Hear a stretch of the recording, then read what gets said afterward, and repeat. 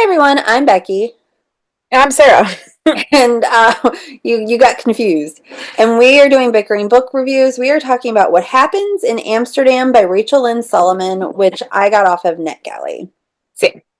So this book is about Danica, but everybody calls her Danny, and she's in her late 20s, and her life kind of like falls apart, like totally. Like there was a cheating Oh, boyfriend. she's 30. She says that multiple times. She's She's 30. 30. Why did I think I thought she was 29? I guess I was doing the math from No, she's like. 30. Okay, so she's 30. Said it multiple times. She's 30. Oh, well. Okay. Details. So she's 30. Um, and basically, like, her life fell apart, but she kind of like, I feel like I want to say, like, she lit the fuse to blow up her life. But it was just, But it was an understandable life blowing up, though. yeah. Like, I get it. And so she decides that she's like, she needs a reset. And so she gets a job with a tech startup in Amsterdam. And she's like, I'm going to have a good restart.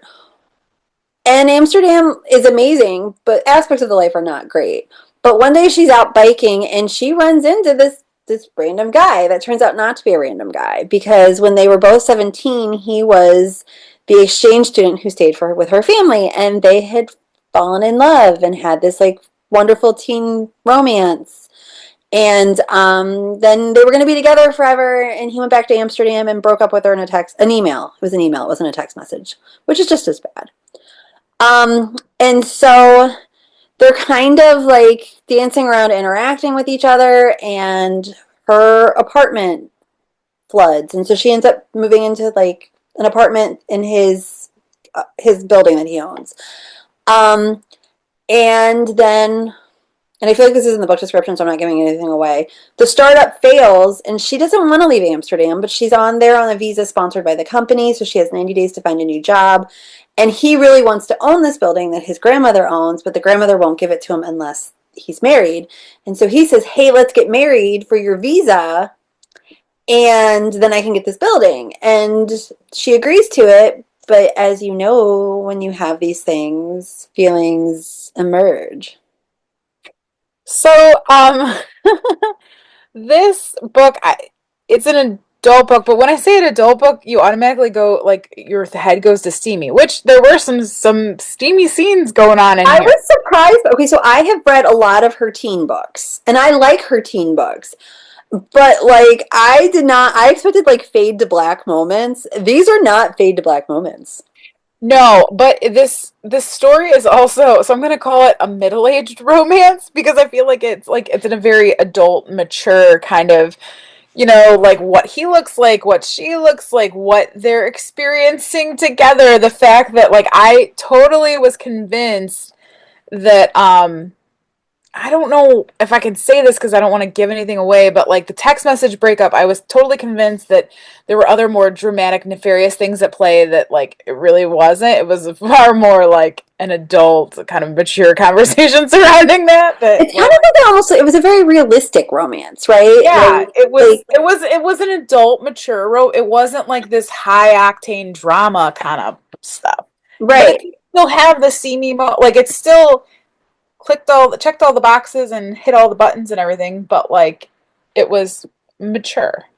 But I liked her descriptions of Amsterdam. I Yeah. felt like she really, and I've read books recently that like rely on the setting and don't describe the setting, and I thought Solomon did a really good job of like making me feel like I've seen Amsterdam. Yeah, no, I can agree with that. Like I think that she did, and she showed you like a lot of Amsterdam, and I think it was interesting because like you're experiencing it through Danny, who is like this is the first time she's seeing it. So like you're like doing these tourist things.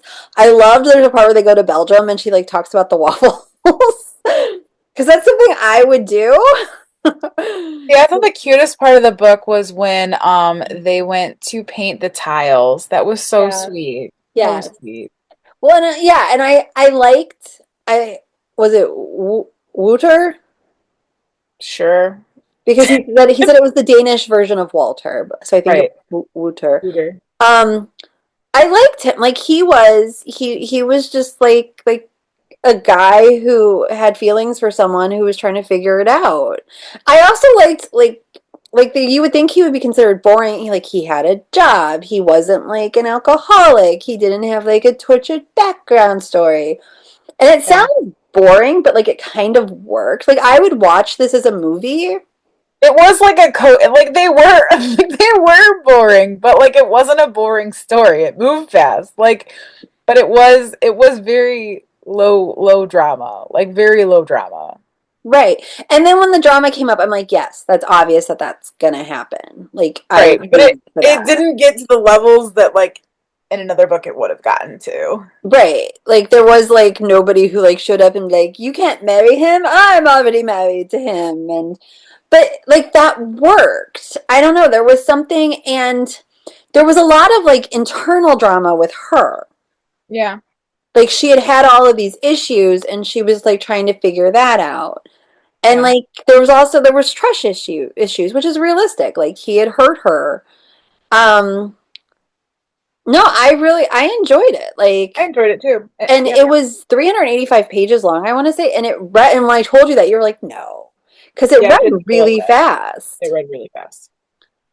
So, I don't know, like I It was said, engaging. it was honestly this should be on a list for like beach reads. Yeah. This is a beach read book. This is like I want something mindless, I want something fun that's still well written. Yeah. Because the character we were saying that they're like boring, but boring's the wrong word. Like we're saying that they're like people, like they're average people. But the fact that they felt like average people means that they were really well developed, right?